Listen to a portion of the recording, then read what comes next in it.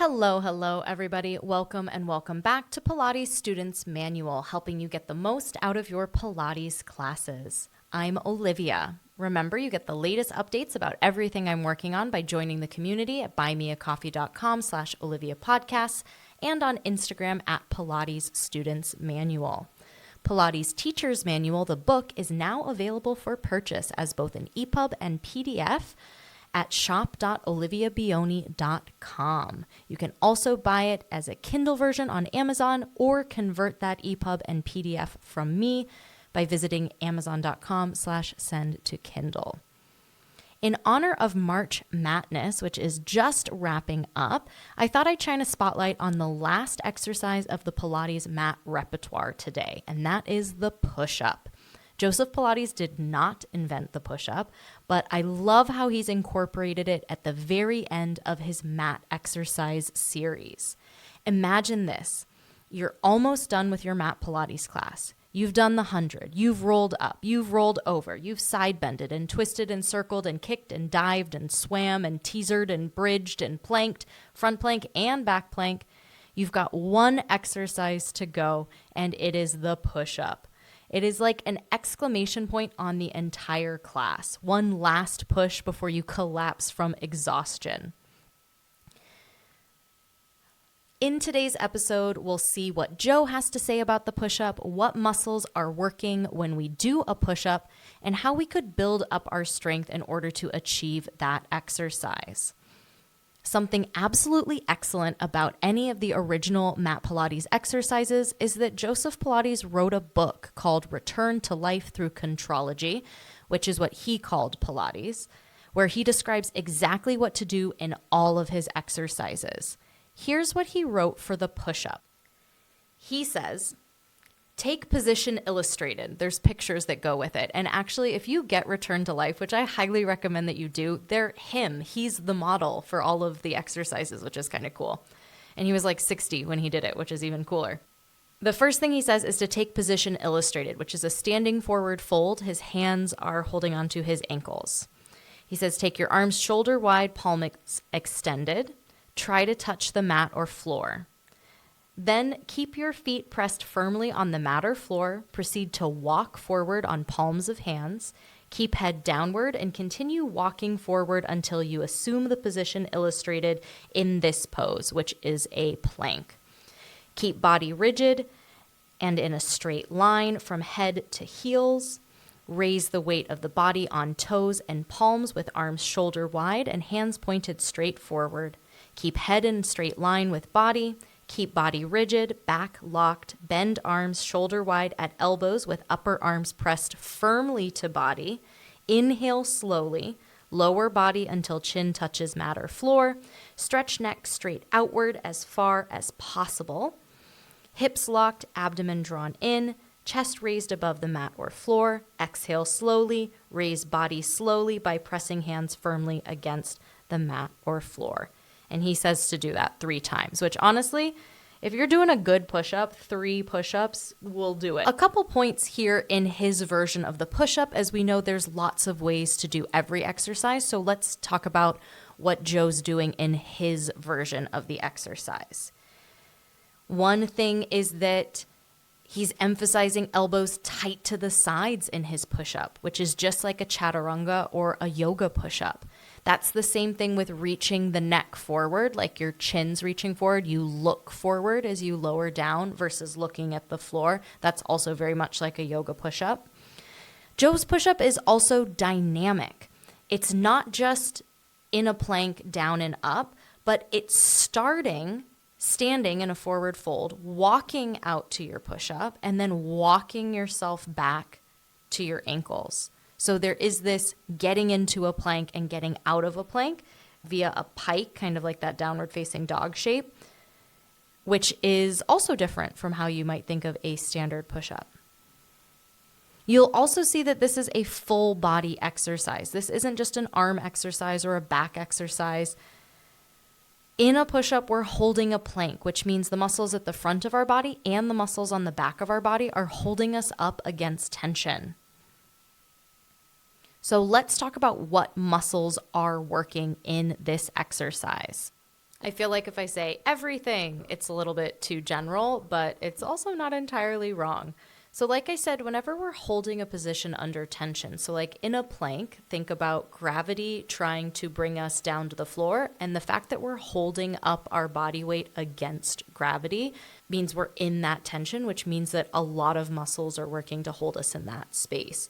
Specifically, our anterior spinal stabilizers. So those are the muscles on the front of our body. That's your rectus abdominis, your internal and external obliques, your transversus abdominis, sort of all of those core muscles on the front. We've also got our shoulder flexors, which are the muscles that are going to bend our shoulder, bend us at the shoulder as we lower down. That's our deltoid, our pectoralis major, our biceps. We've got our elbow extensors, which are the muscles that straighten our arm, which is the coming up from our push-up, specifically our triceps. But we also have muscles on the back of our body working to hold us in that plank shape, right? And those are our erector spinae. Those are the same muscles that pull us up into a swan shape, just holding us up against gravity. So they're just isometrically holding. They're not shortening or lengthening. They are just holding us up against tension. We've got our hip extensors, which are our glutes, specifically glute maximus and hamstrings. But we also have our hip flexors because, again, we're holding a neutral pelvic position against tension. So the hip extensors are the muscles on the back of our hip, and then our hip flexors, the muscles at the front of our hip. That's your iliopsoas and your rectus femoris, in addition to your knee extensor, your quadriceps. They are all working to hold your hip and hold your leg in that position. And then also working our upper back muscles, our latissimus, our teres major, our pec major, specifically where it attaches to our sternum. Those are also helping extension at the shoulder. As we lower down into that push-up, we're extending the shoulder. As we straighten the arm, we're flexing at the shoulder.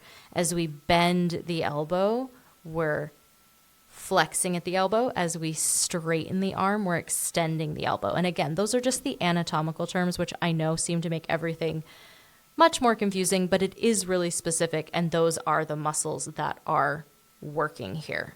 There's another few muscles that we want to think about, and those are also the muscles that are keeping our shoulder blades anchored on our back.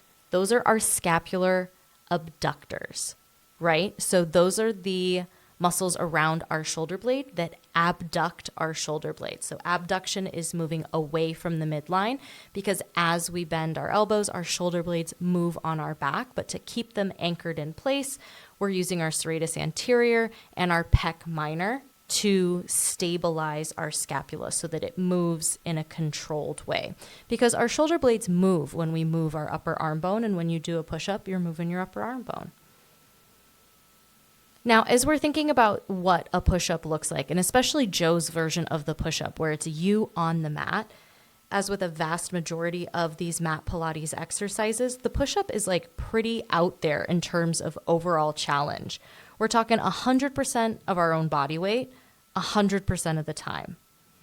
And what I mean by that is sometimes when we're playing with other pieces of equipment, we can adjust the equipment settings. Like if you had 3 springs on for an exercise and it was too heavy, you could take it down to 2 springs. But we can't take off one of our legs if we don't want to support 100% of our body weight on our hands, right? We can't just take off a leg and then put it back when we get stronger. So how we're going to play with the push-up is going to be with lever length. Sometimes I say lever length, but it's the same thing, the length of the lever, and the angle that we're doing this push-up at.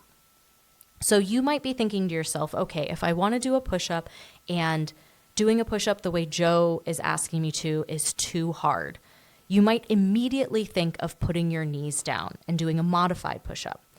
It's going to make the push-up more achievable because lowering the knees changes the length of the lever, how much weight you're holding up.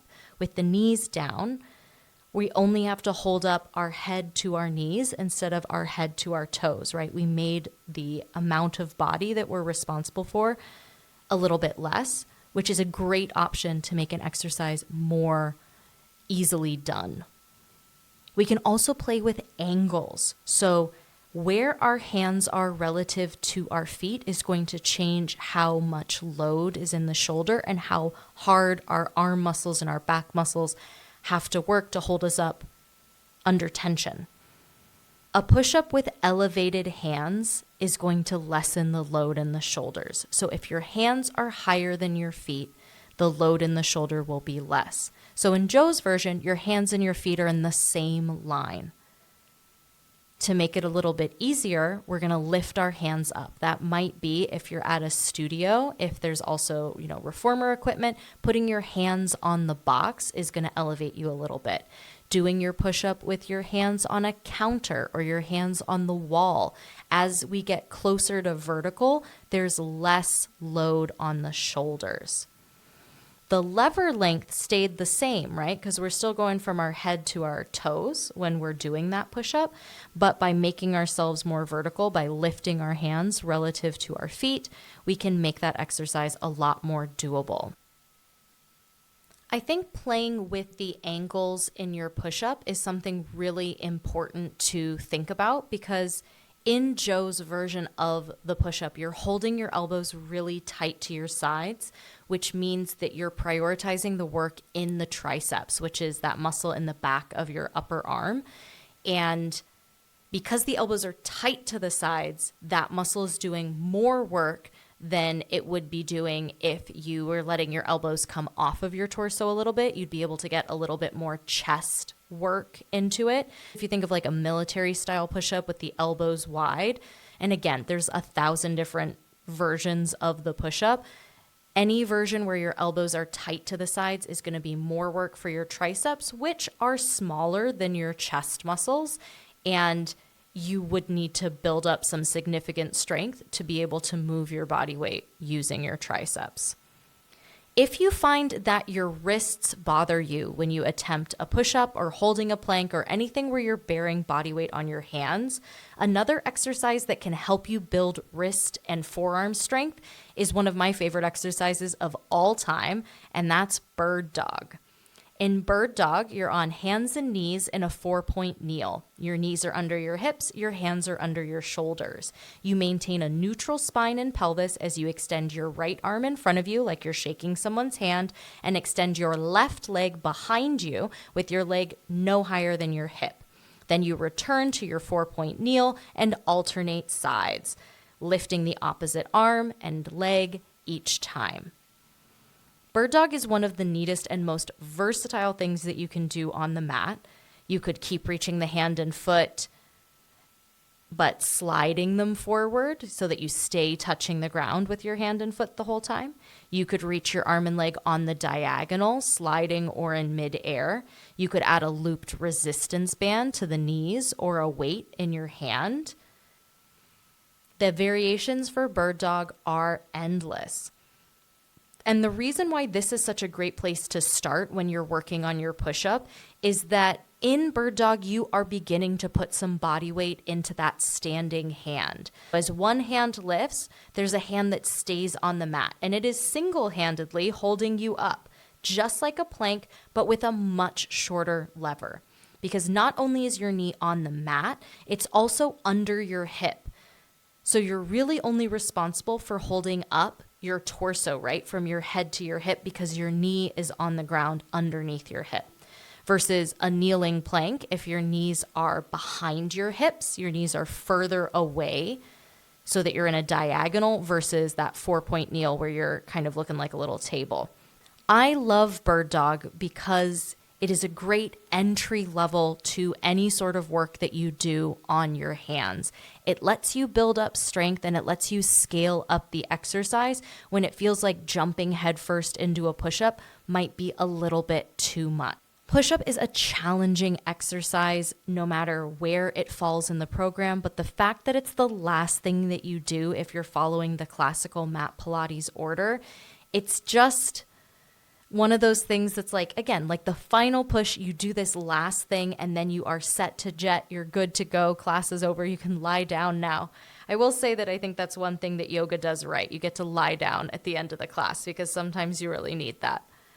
I think the push-up is a great exercise. I think there's lots of ways to approach it. If your first thought is, oh my gosh, there's no way I can do a push-up, try changing the incline, try changing the lever length, try something like bird dog just to get used to being on your hands. Whenever we start doing something new, it's always challenging.